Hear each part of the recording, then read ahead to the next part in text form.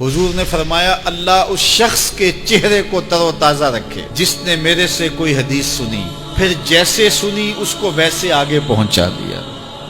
اور آقا کریم نے فرمایا بعض اوقات سنانے والا اس پر اتنا پہنچ کے عمل نہیں کرتا جتنا پھر سننے والا اس کے اوپر عامل ہو جاتا ہے۔ تو جب حضور نے دعا دی ہے کہ اللہ اس شخص کے چہرے کو تر و تازہ رکھے جس نے میری حدیث کو، میرے فرمان کو سنا اور ایسے ہی آگے پہنچا دیا، تو پھر موت کی سختیاں بھی اس کے چہرے کی تر و تازگی ختم نہیں کر سکتی، پھر قبر کے لمحے بھی اس کے چہرے کی تر و تازگی کو ختم نہیں کر سکتے۔ حشر کے دن لوگوں کے چہرے مرجھائے ہوں گے، جس کو رسول اللہ کی دعا ہے اس کا چہرہ اس دن بھی تر و تازہ ہو۔ تو حضور علیہ الصلوۃ والسلام کے فرامین کو سننا، دیکھیے جو تفصیلی علوم ہیں ان کو حاصل کرنا، سیکھنا یہ ہر ایک کے لیے فرض نہیں ہے، لیکن جو ضروریات دین ہیں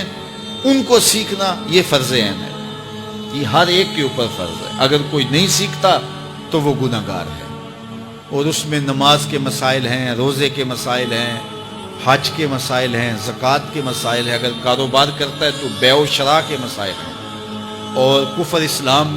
کی ضروری باتیں ہیں کہ کفر کیا ہے، اسلام کیا ہے۔ تو یہ ساری ضروری چیزیں جو ہیں ایمانیات سے جو تعلق رکھتی ہیں، ان کا سیکھنا جو ہے ضروری علوم کا، یہ ہر ایک کے اوپر فرض ہے۔ تو اس لیے آپ لوگ اپنا وقت کچھ نکال کر کے جو ہے وہ اس کے لیے صرف کریں، اور ضروریات دین سیکھنے کے لیے کچھ فرصت کے لمحے نکالیں۔ لوگ کتنے طویل ڈپلومے کرتے ہیں، کاروبار سیکھتے ہیں،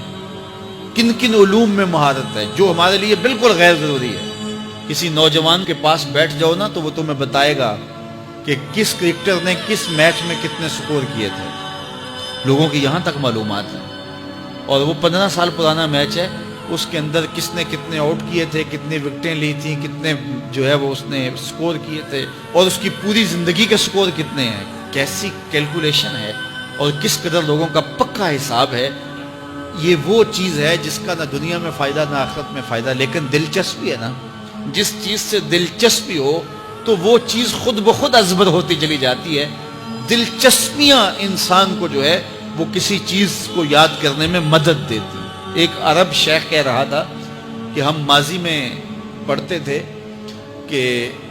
ہمارے اسلاف، ہمارے بزرگ ایک رات میں پورا قرآن ختم کر لیتے تھے۔ تو وہ کہتا ہے میں سوچتا تھا کہ ساری رات قرآن بندہ پڑھتا رہے تو کس طرح ممکن ہے؟ تو کہتا ہے میں اپنے بچوں کو دیکھتا ہوں کہ وہ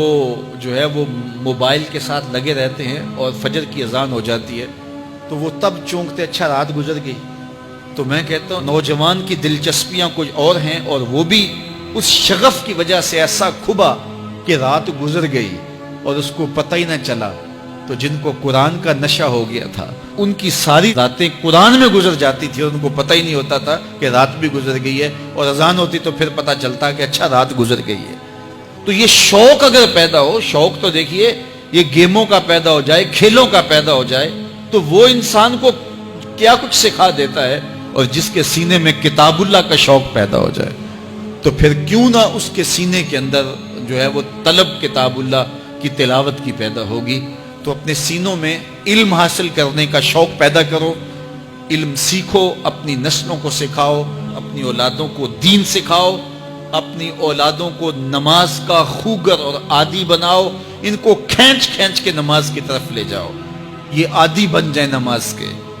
تاکہ بعد از انتقال دعاؤں کے سلسلے جاری رہیں۔